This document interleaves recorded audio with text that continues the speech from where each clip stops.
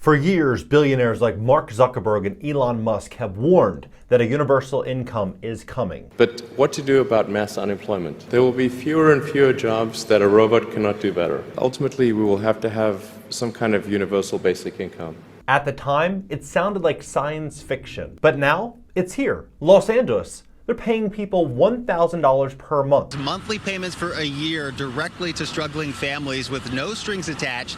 LA City Council approved this yesterday. 3,000 families will receive $1,000 a month in direct cash payments for up to a year. New York is proposing guaranteed paychecks for low-income residents. Cities like Chicago, Columbus, and Atlanta all proposing their own versions as well. Some expectant mothers will receive monthly checks through a first-of-its-kind initiative here in the city. Franklin County Job and Family Services has a new program that could help families who are struggling to make rent payments. A new project to help the homeless has the support of Denver's mayor. It will include a monthly basic income of around $500. This isn't a handout. It's a response to something much bigger. Because the cost of living is out of control. The majority of Americans don't make enough money to cover some of the basic costs of living, like health care and rent. A new report found a, quote, minimal quality of life is out of reach for the bottom 60% of American households. AI is replacing jobs, and business owners are cutting costs. Around 29,000 tech employees were laid off in March 2025. More layoffs coming to multiple Bay Area tech companies, with hundreds of people set to lose their jobs. Meta, Amazon, Microsoft, and Alphabet are now signaling as much as $320 billion in capital expenditures among them this year. And the old economic playbook for many people simply does not work anymore. In this video, we'll break down why this shift is happening now, what it says about the present U.S. economy, and what I'm personally doing to prepare for the future. Because whether you agree with it or not, the way money works in America is changing quickly. Here's the part nobody expected.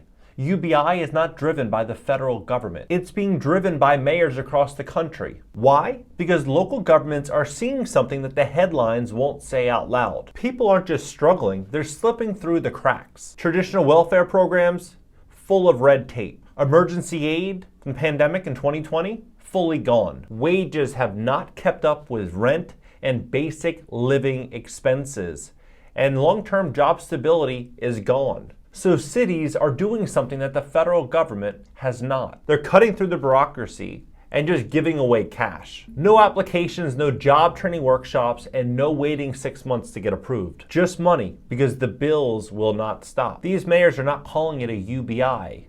They're calling it guaranteed income. Some are going as far as saying it's just a pilot program. But the message is the same. The old system is failing many people. And this is the new backup plan.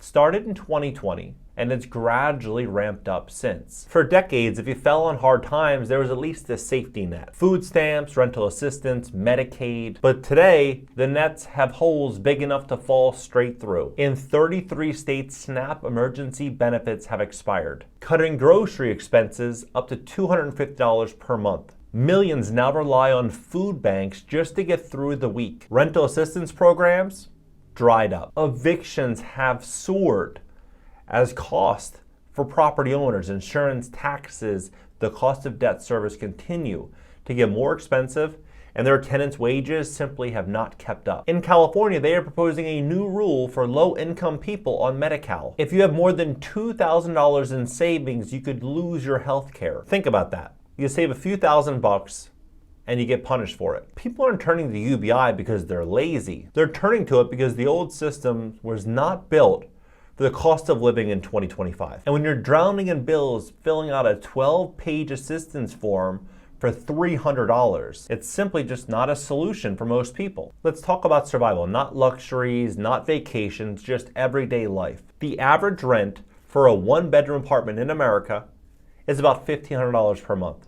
In cities like New York, Los Angeles, San Francisco, it's more than double that. Grocery prices are up 20 to 30%, and if you want something healthy, it's even more than that since 2020. And these prices are not coming down anytime soon. Eggs, milk, chicken, bread, they're all draining paychecks. Childcare is now the second rent. In some states, it costs more than in-state college tuition. And health insurance, even with a job, the average deductible is over $2,000. one medical issue, and most people are buried. This isn't just inflation, it's accumulation. Prices went up and never came back down, and household incomes are softening. That's why cities are pushing for a UBI, because for millions of Americans surviving to the end of the month, it's no longer about budgeting.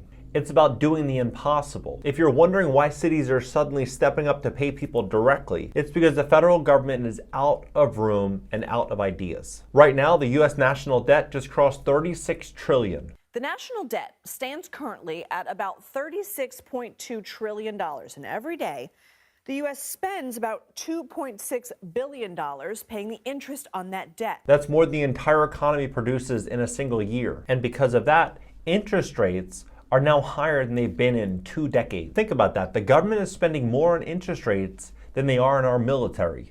And regular people, they're stuck with 7% mortgages, 20 to 25% APRs on credit cards, and rising car loan and car insurance costs because of this mess. And here's the kicker. The economy needs consumer spending to survive. It makes up 70% of the US GDP. So what happens when Americans cannot afford to spend? That's where UBI comes in. For mayors and nonprofits, it's not about handouts. It's about keeping people from collapsing under the weight of a system that can no longer afford to hold them up. It's not ideal, it's not perfect, but it might be the only lever left that local leaders have to pull. Let's be real, universal basic income is not the answer, but it's a signal that this is the direction that the entire country is moving in. A signal that things are so broken, so unaffordable, that cities feel handing out cash is the only way to keep people afloat. And surprisingly, it's kind of working. In places like LA, Jackson, Mississippi, and Chicago, people are not blowing the money. They're using it for exactly what you would expect.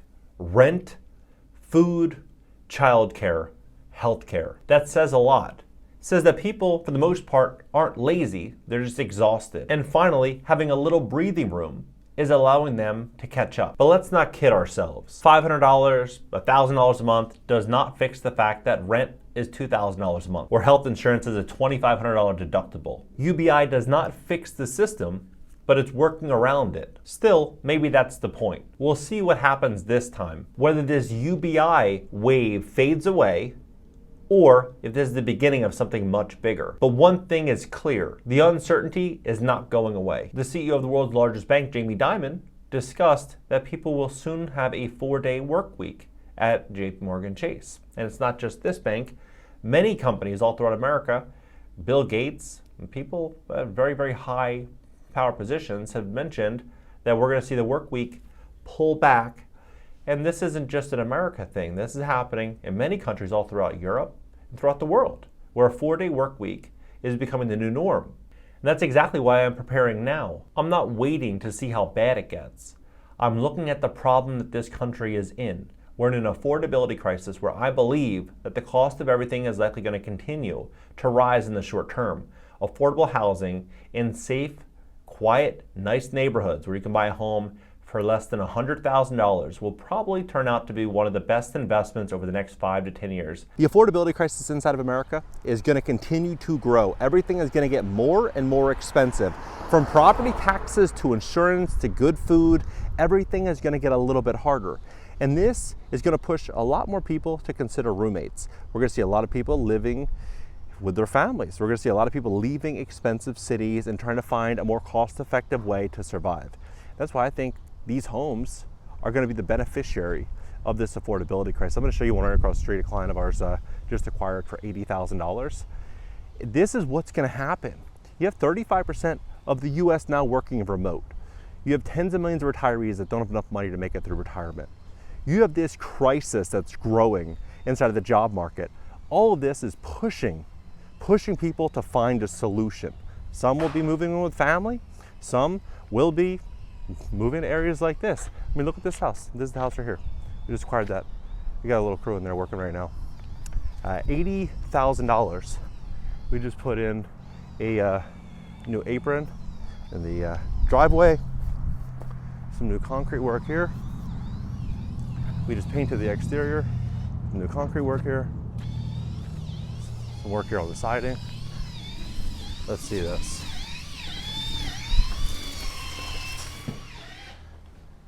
Hey, how are you? flooring. This is gonna look really, really nice. Nice window out here. Look at that. So we're gonna have 2 bedrooms over here. Bedroom 1, bedroom 2. We're gonna tile up the shower. Everything just got ripped out. So at the end, have a beautiful, beautiful house. Be all in at, a little over 100K. And this thing will rent for about $1,700 a month. Maybe even a little bit more, right? Where else in America can you do that? Now, some people look at this and say, okay, from a rental perspective, that's a great investment.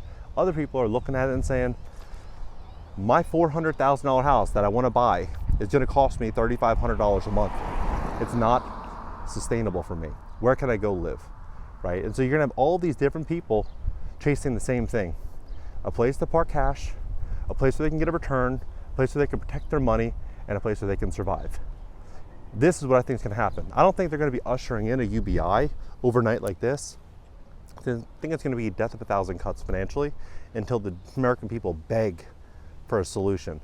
Mark Zuckerberg, Elon, Bezos, and all these other billionaires that are talking about UBIs, they're not saying like, oh, this might happen. It's going to happen. It's going to happen.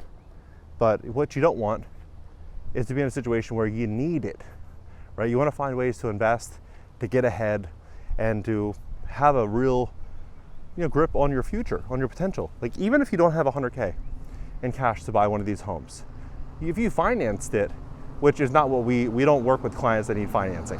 What we sell is speed. So we get these deals for the most part off market, and we sell, hey, we can give you cash right now. You can close this week or early next week.